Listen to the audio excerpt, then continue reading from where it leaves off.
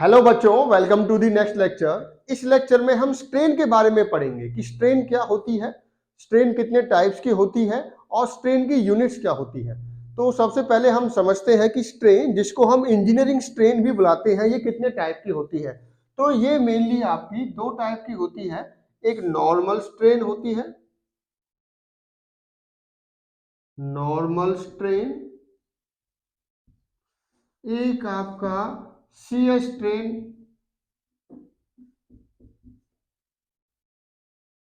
देखिए, normal load के corresponding normal strain होगी, शियर लोड के कॉरस्पॉन्डिंग शियर स्ट्रेन होगी। अब नॉर्मल स्ट्रेन को भी फर्दर कैटेगराइज करते हैं हम। एक होती है हमारी लॉन्गिट्यूडनल स्ट्रेन, लॉन्गिट्यूडनल स्ट्रेन। एक होती है हमारी लेटरल स्ट्रेन,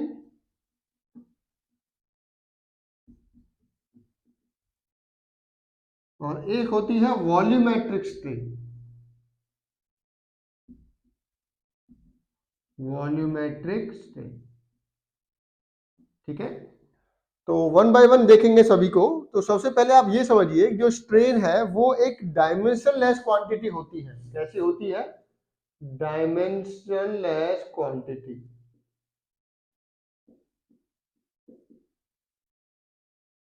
इसकी कोई डायमेंशंस नहीं होती है, अभी बताएंगे कैसे। और ये एक टेंसर क्वांटिटी होती है, टेंसर क्वांटिटी। जैसे स्ट्रेस आपकी टेंसर थी, दैट मींस ये कोई स्केलर भी नहीं होती ना वेक्टर होती है, ये एक टेंसर क्वांटिटी होती है। टेंसर एक्चुअल में क्या होता है? सेकंड ऑर्डर, जिस वेक्टर में एक से ज्यादा डायरेक्शन होती है। देखिए, स्केलर क्या होता है? जिसकी कोई डायरेक्शन नहीं होती। वेक्टर क्या होता है? जिसकी कोई अपनी पर्टिकुलर डायरेक्शन होती है। अगर किसी वेक्टर की एक से ज्यादा डायरेक्शन हो तो उसको हम टेंसर बुलाते हैं।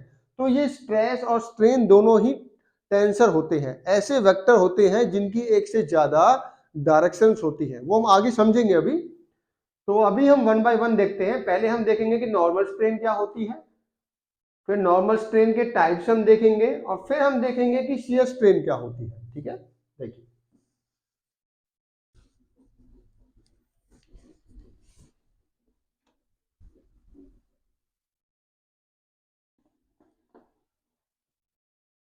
चलिए पहले नॉर्मल स्ट्रेन को समझते हैं।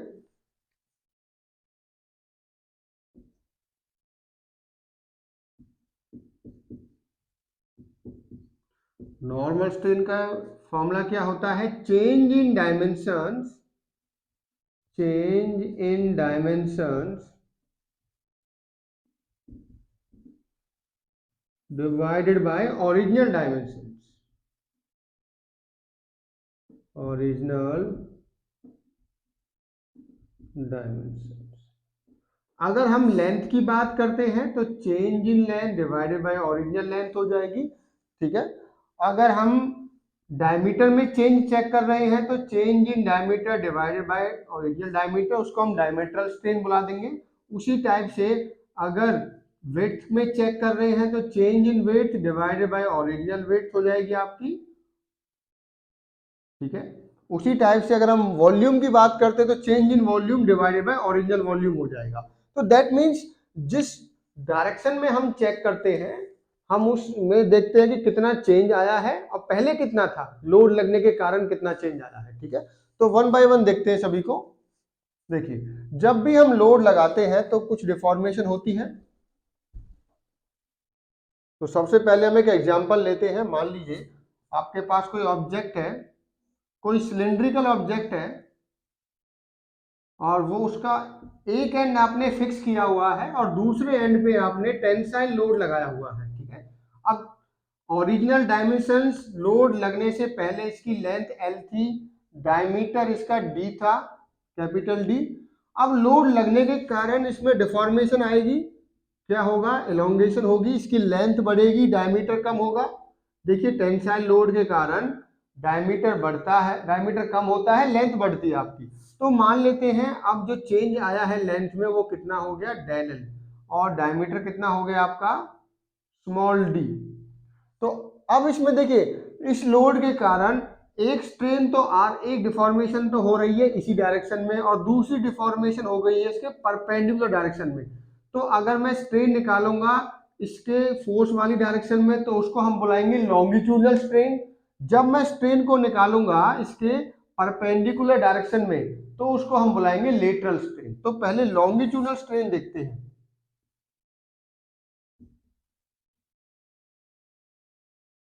लॉन्गिट्यूडनल एप्सिलॉन एल से डिनोट करेंगे इसको हम। क्या हुआ, लॉन्गिट्यूडनल का मतलब है जिस डायरेक्शन में फोर्स लगा है वहां पर कितना चेंज आया है और पहले कितना था। चेंज कितना है डेल एल, ओरिजिनल कितना था आपका एल। ठीक है, तो ये हो गया हमारा लॉन्गिट्यूडनल स्ट्रेन। अब आते हैं lateral strain. Lateral strain, lateral strain का मतलब है जो फोर्स लगा है उसके अलावा जो डायरेक्शन बची, एक डायरेक्शन में तो फोर्स लगा दिया उसमें तो आपकी लेंथ बढ़ गई। अब जो रिमेनिंग डायरेक्शंस है, ठीक है, वहां पर क्या होगा, डायमेंशन आपकी डिक्रीज हुई होगी। तो उसमें कौन सा है, इस केस में कौन सा है, डायमीटर। तो डायमीटर में क्या हुआ है, डायमीटर आपका डिक्रीज हुआ है।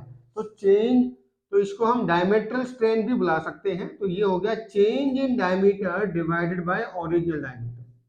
ठीक है, देखिए अगर लॉन्गिट्यूडनल स्ट्रेन आपकी पॉजिटिव है तो लेटरल स्ट्रेन आपकी नेगेटिव होगी। ये दोनों एक दूसरे के अपोजिट नेचर के होते हैं। अगर ये आपका पॉजिटिव है तो ये नेगेटिव होगा, अगर ये नेगेटिव है तो ये पॉजिटिव। अगर मैं इसमें कंप्रेसिव फोर्स लगा देता हूं तो लॉन्गिट्यूडनल स्ट्रेन तो नेगेटिव हो जाएगी और जो लेटरल स्ट्रेन है वो पॉजिटिव, क्योंकि कंप्रेसिव लोड लगने के कारण इसमें लेंथ तो कम हो जाएगी, डायमीटर बढ़ जाएगा। ठीक है, तो आप इसे ये समझिए कि कोई भी लोड जब लगता है तो वो एक तो लॉन्गिट्यूडनल स्ट्रेन डेवलप करता है और एक वो लेटरल स्ट्रेन डेवलप करेगा। ठीक है, लेटरल स्ट्रेन आपके डिपेंड करेगा कि ऑब्जेक्ट कैसा है। सिलेंड्रिकल है तो डायमीट्रल में आएगा, अगर मान लीजिए कोई रेक्टेंगुलर है या कुछ और शेप का है तो वहां पर दो डायरेक्शन में हो सकती है, एक तो विड्थ में, ठीक है, और एक थिकनेस में। तो वहां पर दो लेटरल डायरेक्शंस आपके होंगी, तो दो लेटरल स्ट्रेन वहां पर आएंगी। तो नॉर्मल स्ट्रेन हम समझ गए हैं क्या है। नॉर्मल स्ट्रेन का मतलब है कि नॉर्मल लोड लगाने के कारण जो स्ट्रेन डेवलप हुई है वो भी दो तरह की हो सकती है मेनली, या तो लॉन्गिट्यूडनल स्ट्रेन और दूसरी होगी लेटरल स्ट्रेन। ठीक है, अब देखिए यहां पर डायमेंशंस ऊपर भी वही डायमेंशंस है, नीचे भी, तो इसीलिए ये मान लो मीटर बाय मीटर हो गया। तो इसीलिए डायमेंशन लेस होती है। कैसी होती है, डायमेंशन लेस क्वांटिटी, लेस, इसकी कोई डायमेंशंस नहीं होती है। अब नेक्स्ट देखते हैं वॉल्यूमेट्रिक स्ट्रेन। देखिए अगर इसी ऑब्जेक्ट में मैं वॉल्यूमेट्रिक स्ट्रेन निकालता हूं तो क्या होगी, वॉल्यूमेट्रिक स्ट्रेन हम ऐसे निकालेंगे, वॉल्यूमेट्रिक स्ट्रेन वो भी नॉर्मल स्ट्रेन का ही एक टाइप है। Volumetric strain, change in volume divided by original volume. देखिए ओरिजिनल वॉल्यूम कितना था सिलेंडर का, pi by 4 D square L. ठीक है, अब चेंज कितना हुआ, चेंज का मतलब है बाद में वॉल्यूम कितना हुई था, इनिशियल वॉल्यूम था, फाइनल वॉल्यूम कितना हो गया, पाई बाई 4 डी, ये इनिशियल था, लेंथ भी इनिशियल थी, D final square and L final. तो ये दोनों वैल्यू आप रख दोगे। इनिशियल डायमीटर कितना था, जैसे इस केस के लिए हम रखते हैं pi by 4 capital D square into capital L square, और यहां पर अगर मैं रखूंगा तो pi by 4 small D square into final length कितनी है एल प्लस डेल एल का स्क्वायर। ठीक है, ये तो that means change in volume हम निकाल लेंगे, final volume minus initial volume divided by initial volume. ठीक है, जो ओरिजिनल वॉल्यूम है, तो यहां से जो वैल्यू कैलकुलेट होगी वो वॉल्यूमेट्रिक स्ट्रेन होगी। क्या होगी, वॉल्यूमेट्रिक स्ट्रेन। तो हमने नॉर्मल स्ट्रेन को देखा, इसमें तीन चीज हमने देखी, लॉन्गिट्यूडनल स्ट्रेन, लेटरल स्ट्रेन और वॉल्यूमेट्रिक स्ट्रेन। अब हम देखते हैं कि आपका शियर स्ट्रेन क्या होती है। अब हम शियर स्ट्रेन का एक एग्जांपल देखेंगे।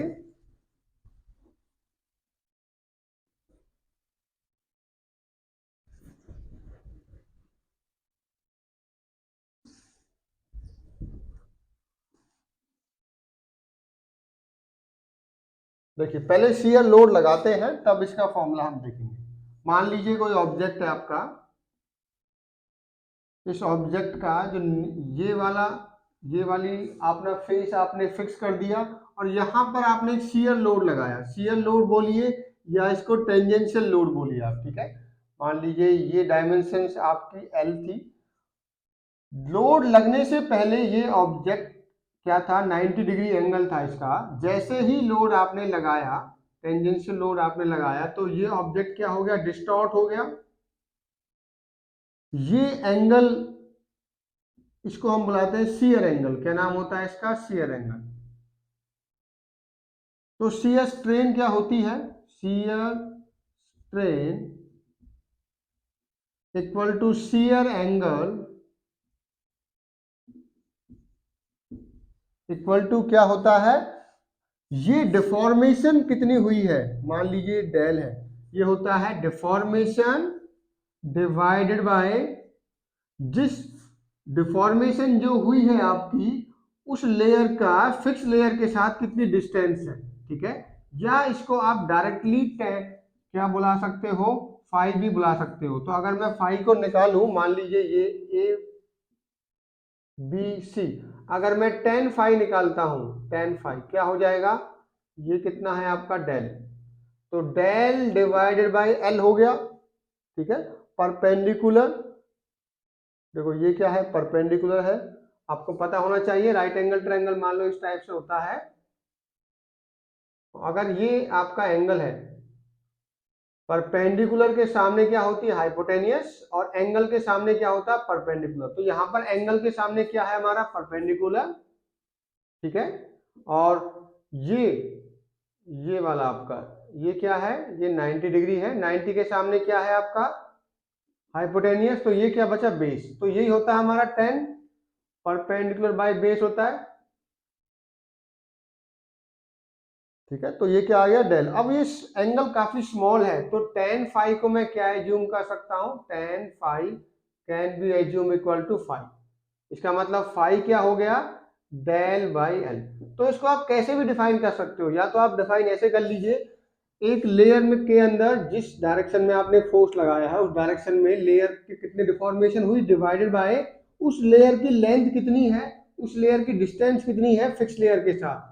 या इसको आप फाई के इक्वल मानिए, फाई के इक्वल मानोगे तो भी वैल्यू क्या आएगी, del by deformation divided by distance between the layers.